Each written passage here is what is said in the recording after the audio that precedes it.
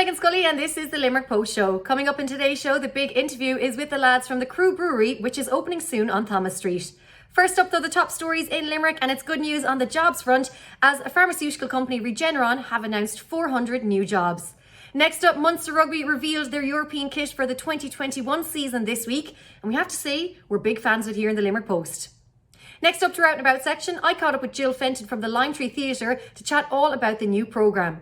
First up though, Limerick band Protobaby told me all about their brand new single and video, which was shot on the Dock Road. It's the Limerick Post Show with me, Meghann Scully. I'm delighted to be joined by Tony and Colm from Protobaby. How are you guys? Great. Thanks for having us. How are you getting on with the whole storm at the moment, Storm Francis? Well, I had my power out anyway, so I had to move somewhere else to do this. Yeah, no power, no Wi-Fi. So. Oh no. Yeah. I didn't actually know there was a Storm Francis, to be honest. The wind, I'm in work here and the wind was howling away. And I thought, Jesus, it sounds like something's kicking off there. And then someone said it to me, there's another storm coming. I had no clue. I haven't been watching the news lately, to be honest. Yeah, well, you're probably better off. But I heard the storm was going to be like last night through the night. I was like, oh, I'll wake up now, it'll be lovely. And it just seems to be getting worse as the day goes on. So I think everyone's kind of cooped up now, trying to stay indoors and stay warm and try away from it all. But the kids are back to school tomorrow, so I think the queue for the sun should happen, shouldn't it? I know. I did see someone say that. Someone said, surely we'll get the back to school weather, but I don't know. I'm looking at the weather map, so hopefully something will come, but we deserve it at this stage after all these storms. Lads, the reason we're talking today is because I was watching the music video, and I've watched a few times now, and I have to say I'm just in love with the venue. And for the new track, Twisted Words, you went into part of the Dock Road. Which building was it exactly? He wanted a mucky warehouse, so he didn't want any of the clean ones. He wanted the mucky ones. So so it's one of the warehouses on the port itself. Yeah. Yeah, it was a bit strange. The muck was like I think it's like reclaimed red brick or something, like dust from red bricks or something, because it's like you'd imagine Mars would be like, it's just pure like talcum powder, red. It got everywhere. Yeah. It was so, oh my God, the lighting and everything. So tell us about the video and about, putting it all together. Because we had actors coming down from Dublin and stuff and all that, and so it all fell apart. One of my friends is an actor in Dublin, and he actually features in one of our other videos. But he was meant to be coming down to play the lead role. He's on Fair City. He's probably dead now from Fair City. Actually, they probably killed him at this stage. But he's in a lottery ad there recently. That's right. Yeah, I was just about to say that. He's all over it, actually. Yeah, he's the guy playing golf in the lottery ad. Oh, I don't know if you've seen that ad. Yeah. But I just thought, when I saw the video and I was watching, I was like, that would be such a cool venue for like a gig. If I know we can't really have gigs right now, but even just to go and do a gig there, because it was just so beautiful. And then with all the lighting in the background, and I loved the kind of warehouse look as well. I just think it all really all added to the whole thing. Well, we have to thank Mob Lighting for doing that, Michael Boyne Lighting. They came on board and transformed the place, because without that lighting, they just looked like a mucky warehouse. So the lads done a great job, and Matty Moran as well. He designed the lighting, so the lighting was all in sync with our song and everything. So they done a fantastic job. It really was. It was absolutely stunning. Colm, talk to us about how it's been in lockdown. So for, I suppose, with the gigs, everything cancelled, the music side of things, you haven't been able to I suppose, get on stage like everyone else. How has it been? Yeah. Like you'd be missing the live gigs. I did a kind of a solo Facebook gig for Kenny's Live, and then I've been writing a good bit as well. So that kind of keeps you occupied, and just planning for this album, which is coming out now. But yeah, you definitely miss the live gigs. It's not the same playing on Facebook. It's great to get like instant feedback from people and to have the banter on Facebook, but it's not the same as getting up on stage and dancing around the place like an idiot. Like I was saying there, the sport I suppose is back on TV. We're not allowed to actually attend, but even just having it on TV, watching the lads in a stadium, it gives us that somewhat feel of normality. And I think maybe it would be nice to even see if it's possible for bands to like set up in a venue and play, but show it on TV. Can't go, just to have that feeling of being at maybe like you could get your 5 friends and have the 6 each together in your houses and turn up the music and kind of try recreate the gig feeling if it was kind of a live feed like that, because I just think everyone's missing. Like, I know the bands are, I know the production, everything, but I think as well the gig goers, like there's a real cry out now for live music. Yeah, there has been a good few gigs like that going on. Dolan's have hosted a good few. Yeah, they put on a series of live stream gigs called NUA. It was basically like all the sound engineers and lighting engineers from around Limerick got together to put on these gigs, and yeah, they done. I think they done 3 nights of them, and there was about 15 in the crew. So fair play to them. They all got together, show what they could do as well, I guess. You know. Yeah, the sound was really good, wasn't it? Yeah, it was really good. Yeah, I Good think setup. you know, I suppose as the $1 million question is, so when will gigs be back on? Like, when can we go back to them? But you know, the thing is, we don't know, because we thought there a few weeks ago that you could start having small numbers into venues, but then obviously the guidelines changed and now it's been reversed again. So I think it is only a matter of time. But I guess the only solace for people is the fact that everyone's in the same boat. That it's the same for every single musician around the world actually at this stage. Yeah.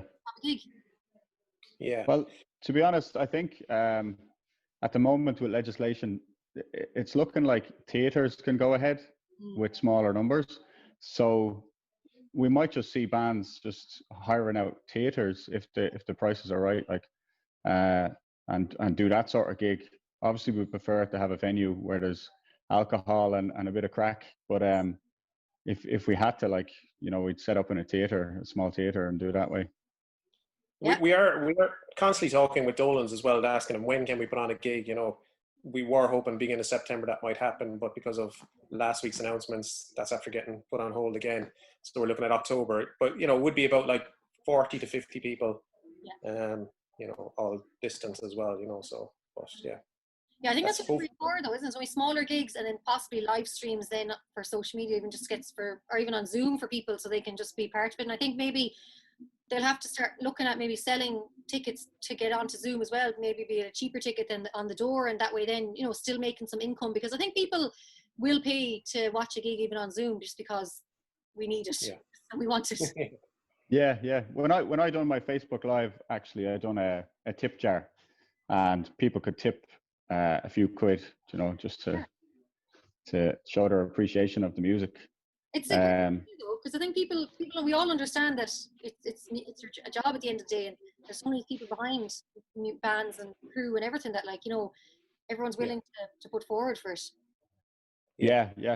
I feel like sorry for a lot of musicians. It isn't my full-time job. You know, I have businesses myself, so I don't feel as much as a lot of people who are out there gigging all the time and rely on that as an income. But at the same time, like, we as a band, we spend a lot of money producing this. Like you heard the standard of the latest single, Twisted Words. Like, it costs a lot of money to get that sound, you know, and to work with people that can create that sound. And then you don't really have the opportunities to make that money back at all, except for online sales, which we just have to try and push. But I think it's always a lot easier to sell your albums at gigs. So we're definitely missing that kind of income stream. Absolutely. And Tony, you the record there, anyways. You got a few records. Yeah, just as I'm talking about all the money, this is where a lot of it went into. So so it's on lovely white vinyl. There's the cover as well. So we're trying to sell these online at the moment. So you can pre-order it on Bandcamp. If you go to Protobaby's Bandcamp page, you can pre-order the album on vinyl, and the new single is on it as well. I have to say, I love the single. I just thought, I actually reminded me of, I went to a Killers gig years ago, I think it was over in Amsterdam, and they had those lights on the wall behind, and as soon as I saw it, I was like, that reminds me of being that gig, just seeing those lights. I just thought it's a stunning video to watch as well. Yeah, they're cool lights. Tom and the lighting guys done an amazing job, in fairness. So we didn't know what to expect. We were there. We just played the song about 40 times, and we were like, "Is it going to be any good?" You know, so we were just as blown away by as anyone else when we saw it back. It was like, wow, that's absolutely fab. Tell us, what is next for Protobaby? Well, we're trying to do some gigs. The album has gone out to all the press and media, so it's not out till September 4th. So we'll see what kind of reaction that gets as well. It's a whole new thing for us too, this way of releasing an album. Usually be a stream of gigs, you know, so we're trying to set up some gigs after that as well, you know. So hopefully we sell plenty of albums online, get some good reviews, and start gradually doing some gigs.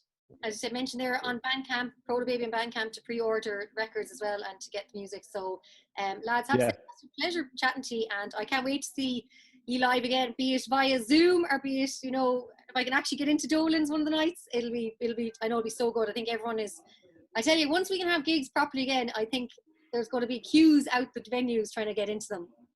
Hopefully. Yeah. Hopefully, yeah. I know I'll be going to plenty of them myself. Like, you'd really be missing the gigs. You would. Definitely. You just miss the social aspect so much. Yeah. Just one thing about the vinyl, actually. If somebody doesn't have a vinyl player, they don't want vinyl, we're selling the digital download as well, and the digital version comes with the vinyl as well. If you want to you can pre-order the digital album as well. And it will be available in Steamboat Music as well on the day of launch as well, if anyone wants to pick one up rather than ordering online. But you know, we can ship them out to you as well. That'd be handy. So. And when's the launch happening in Steamboat? What date? Well, it'll be in Steamboat on the day of release, which is the 4th September as well. Unfortunately, again, we probably would be doing a little gig in Steamboat as well, but there's no point because we could only be allowed 5 or 6 people in probably, you know, so everything is kind of... We'll keep an eye out for the 4th anyways, and have to say, Colin and Tony, it's been an absolute pleasure chatting to you guys, and have to say, do check out the music. It's deadly, and the track as well. I love it. So thanks a million for chatting to us on the Limerick Post Show. Thanks, Meghann. Thanks. Yeah, thanks, Meghann. Thanks for having us. Of the Lime Tree and Bell Table, how are you? I'm great. How are you, Meghann? Good. It's so good to be chatting to you again because it's good news. You know, it's been 5 months now, or you know, March time since you know everything shut down, us went into lockdown. I know the whole theatre and arts was absolutely decimated, but we're here with some good news. Yeah, we're here with great news. We're very excited. So yeah, as you said, on March 13th, we closed the doors of the Bell Table. We were there for our final meeting as a team. And it was a very somber day, to be honest, because the reality of what we had to do really kicked in, and that was to cancel so many of our shows.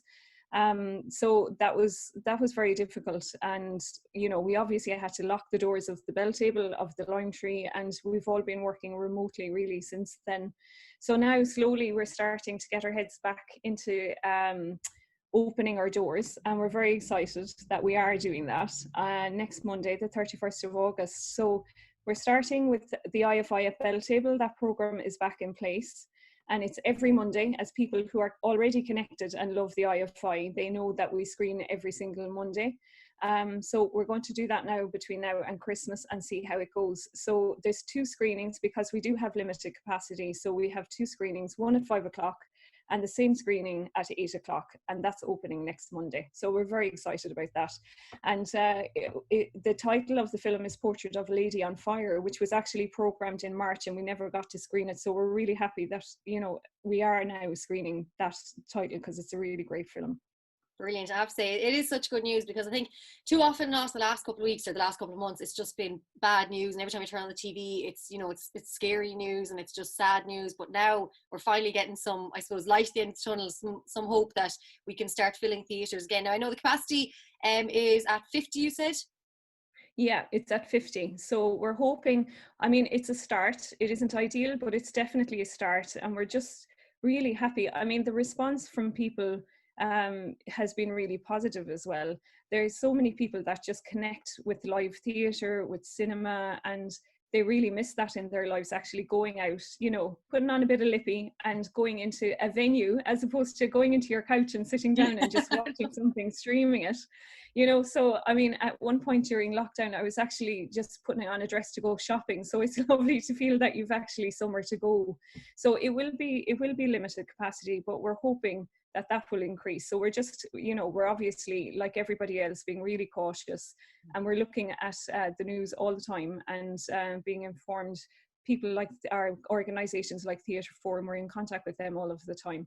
So we'll see how it goes. But for now, we're really positive that we're actually opening the doors of the Bell Table, and we will be back in the Lime Tree with a programme as well in October. So that's the plan for now. So we're focusing on that, really, to be honest. Super. No, it's such great news because I think, you know, what everyone realised during this whole lockdown period was how much they missed the arts and the entertainment industry, how much they missed watching plays, going to see screenings, going to gigs, everything. And I think that's something now that we're really, you know, wanting. And like, people are like crying out to be back sitting down in theatres and to be at these very special moments. And I think, you know, it's great to see. And I think after time, the capacity will slowly start rise back up again, which is great. And I think it'd be nice too, because I'm sure that I know there's people that go weekly to these events, and I'm sure it's such a social aspect for them as well.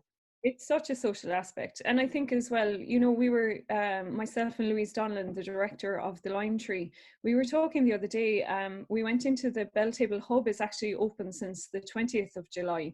And so again, limited capacity, but artists need places to create their work, to think about their work, to rehearse. So the Belltable Hub above the theatre is vital for that. And we've had, we've had people in now over the last number of weeks, which is great to have just some little bit of activity around the place. And myself and Louise were in on Monday, and we just got so much done. We were in the office, we were separated out, we had a whiteboard in between us. And we were so productive because the energy that we had from each other as well, being in the same room. And it's very different when you're trying to create that on Zoom. So, you know, and the other thing is as well, just in relation to the creative side of your brain, you do need to be around people. You know, we're social animals, and that's what people miss. I think they just miss that connection, which sometimes is very hard to create on Zoom, as I said. So that's why I think for now, the program we're opening with the IFI, Bottom Dog, who a lot of people will know.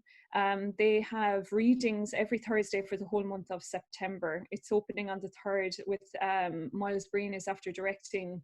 An Inspector Calls is the name of the reading, and the cast has been announced now as well. So all our details are up on our website, but we're so excited about just every Thursday for the whole month of September. We know there's a reading happening in the Belltable, and already bookings are really busy. So there's definitely an appetite, and people trust that when they do come into the Belltable that we'll look after them, which is obviously the most important thing.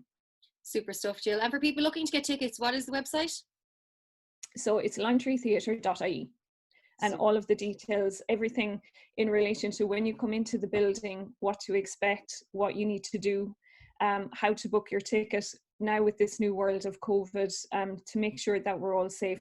All of the details are up on our website. So if people want to go there and just have a look at the program and see what we have for September, and literally what we've decided to do is just put the events for each month up at a time. So it's just going to be September, then it'll be October, and we'll announce that kind of the first 2 weeks of September. So that's how we're going to go between now and Christmas. And we're just hoping that this is all very temporary, and that in the new year that our program and the capacity for that program will just be very, very busy. So that's our hope anyway. And we certainly look forward to Jill Fenton of the Lime Tree Theatre. Thank you so much for joining us at the Limerick Post Show, and welcome back. Thank you. Thanks, Meghann. Thanks a million. Post Show, and we're in the brand new space, the Crew Brewery. I keep saying that word wrong. You're going to say it for me because I'm going to say it wrong. It's Crew Brewing Company. That might be easier for you. I just can't say that word. It's like a brewery and I always get it wrong. Jono, Gareth and Joel, of course, this is your new baby. So first of all, bring us back. How did you get into brewing beer? I just started doing brewery tours when I was living in Canada, and I just kind of fell in love. They're all like, every time you do one, it's like Charlie and the Chocolate Factory. There's just beer everywhere and everyone's enjoying themselves and everyone's so happy. So I just decided that was the life for me. Started working at a brewery, and then decided I wanted to open our own place. We've been talking about opening a business together since we met 8 or 9 years ago.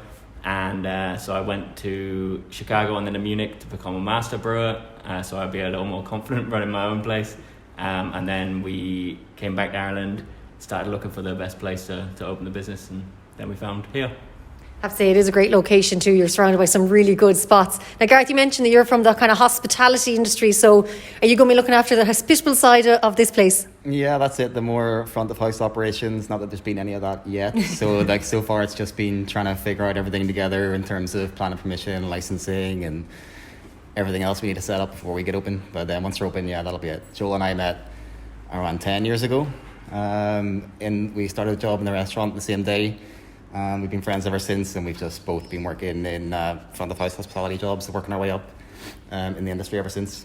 I have to say, this is the best little companion here. This is Tess. Sorry, Tess, we've got to introduce you on camera. Joel, talk to us about how it's been. Obviously, we're in a pandemic. COVID happened. You probably shut the place down, and now you're trying to get going again. How has it been? Things have been slow, but it's also given us an opportunity to build it exactly the way we want. There's the tanks behind the bar. originally from a little sketch that Gareth drew. These booths, benches, like a little model that we made in the house. The carpenter just copied it and made the exact same thing. So everything's coming together like a little dream come true, really. So It's a beautiful spot. Jono, tell us about the beers that are going to be available here. The first year we expect to brew between 30 and 40 different beers. Wow. And some of those multiple times, the more popular ones, the ones we're happier with. So kind of everything. Like we're studying in the US, I learned a lot about the like more modern craft styles, IPAs and that sort of thing. And then studying in Germany, I learned a lot about like more of the classic, like traditional German styles. So kind of everything. We also have a fairly small batch size, so we can experiment a lot. So also if anyone has any suggestions, we'll probably brew it. Like we're kind of up for the challenge to brew anything. I love seeing that. You do see that a lot of places. They're kind of like, oh, we decided to throw a bit of chocolate in here. We decided to throw a little bit of licorice in here and see what happens. It must be very exciting to have a place like this in somewhere like Limerick, because Limerick is actually becoming very well known for its craft beers. Yeah, that's right. You have Treaty City there, but not much else. And it's good to see a lot of the bars in the city supporting Treaty City. You know, a lot of bars you go to that you might not expect to see a lot of craft beer taps or cans or bottles in their selection. Actually, a lot of them have Treaty City, and that's a real... It's good to see. And we think there's a real sort of gap in the market here for Limerick for more breweries. We think we'll not be the last. More beer. You know, there'll be more craft breweries popping up. It's a real growing trend in Ireland, and Limerick's a great place to start this one and see more of it.